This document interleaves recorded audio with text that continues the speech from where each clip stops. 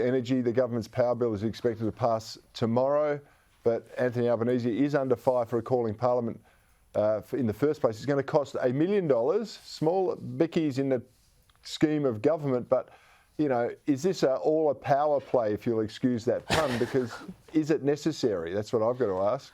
Well, look, I just feel like this whole thing feels really kind of banana republic, Corey. I mean, frankly, you know, we don't even know what the legislation looks like. They're still cutting deals up until the very last minute for this symbolic idea of, you know, having Parliament come back, everybody back to Parliament for another day, another night, a couple of more nights there. You know, I mean, I guess they'll be happy down at the bar at the Realm, but that's about the only people who are going to be happy about this whole thing here. Look, we know what's going on here. This is a real sort of war on energy operators. It's a war on energy producers. It's basically the long-term goal here really seems to be to drive out gas producers and coal producers out of the economy. That's really what's going on. It's a long-term play, and it's going to make life much more difficult and more expensive for Australians. I don't care what baubles they dangle there in front of, you know, people say, oh, well, pensioners will get this, and, you know, we'll help electrify your home, that. You know, just look at the way England has gone with all of this, and they're doing the exact same thing. Now, I simply don't know why they do this when they refuse to countenance nuclear, but, you know, it seems like Australian broad middle-class prosperity is really in the firing line, as are Australian corporations, energy producers, and I suspect a lot of woke corporates that backed in, explicitly or implicitly, Labor in the last election are going to get their comeuppance in the next year.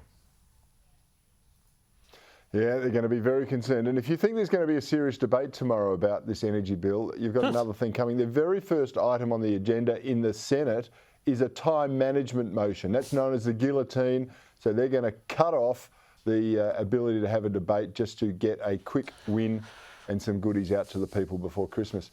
Before I let you go, James, I thought we could do a bit of a scorecard at the end of the Labor government's first calendar year.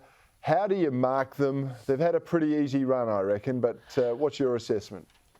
Look, I want to sort of divide it into foreign and domestic policy. On foreign policy, I've got to say they've really outperformed and done better than I thought they would. I'd have to give them, you know, at least a B+, even possibly an A- on maintenance of the American alliance. On the talk around China, they haven't changed any of the settings really around that. You know, on the Quad, on AUKUS, there seems to be a real recognition about the defense situation that we're in. So good on them for that, and they really got to give them a lot of credit. But on the domestic stuff, my God, I mean, you know, it's not just energy, it's pushing the voice, it's doing all of this stuff, which is really, you know, Scott Morrison said he was a bulldozer or a steamroller or whatever he said. No, that's these guys. They have come in and systematically been just remaking absolutely everything, and I don't think a lot of it is going to wind up being to our benefit as much as it's going to be to, you know, union mates and those sorts of folks. So, you know, I'd give them a strong B+ to A- on foreign, but on the other stuff, I'd say B-.